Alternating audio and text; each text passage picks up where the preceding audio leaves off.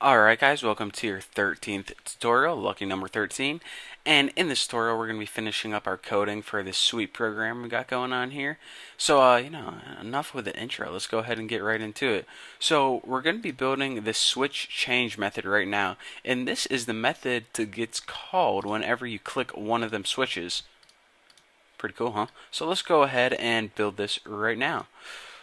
Alright, so let me give myself some space in the body right there. And the first thing we need to do is, well, let's go ahead and rename that sender. Go UI switch and just name it my switch. Again, guys, don't name it switch because look at that. Whenever you click it, it turns pink. That means built in because I think it's trying to use a switch statement. So yeah, definitely don't want to do that. And now I just ruined my code. Alright, so go ahead and name it my switch or anything but switch. And what you want to do now is set this equal to UI switch pointer to sender. Alright, now I have to tell you guys something. Well, I guess I can tell you in the next line of code. Alright, the next thing we need to do is make a boolean and just name it like YN for yes, no, or something.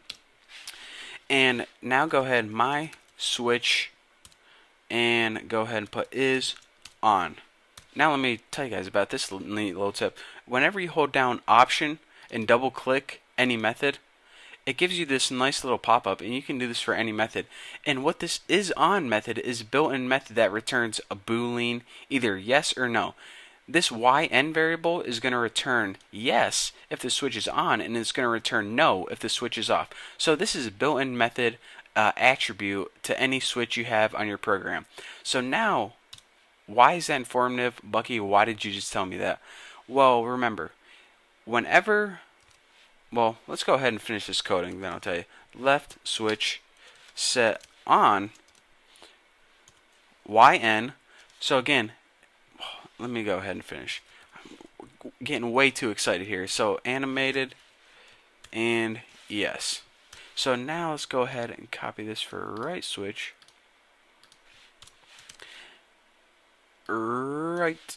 There we go. Set on, yes or no, animated, yes. Alright, a couple things I need to talk to you guys about. So here's what's happened. In here, all we did is we renamed this sender to my switch so we don't have to use this every time. It's a lot easier to see. Right here, we're seeing, alright, is your switch on or off? If it's on, I'm going to store this boolean to yes. If it's off, I'm going to set this equal to no. So then it takes that boolean, takes those settings, and either changes both the switches to yes or no, and pretty much turns them on or off. So, yeah, I mean, that way we can use this one method to handle both of the switches. No matter what the sender is, the other switch gets changed along with it. So again, if you think you're done coding, not yet. Go ahead and you need to release all your objects. Left switch, release, right switch, release, and of course that button we retained, not button pressed, don't want to release that, that's a method, button, release. And guys, if you're wondering about this method, I didn't forget about a button pressed.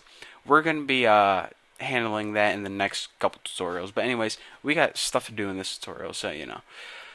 And I don't know how much time I have, so you know I might be running out of time here. So go ahead and quit this iPhone simulator, and go ahead and build this, and see if we got any errors. Failed too. So let's go ahead and debug this right now.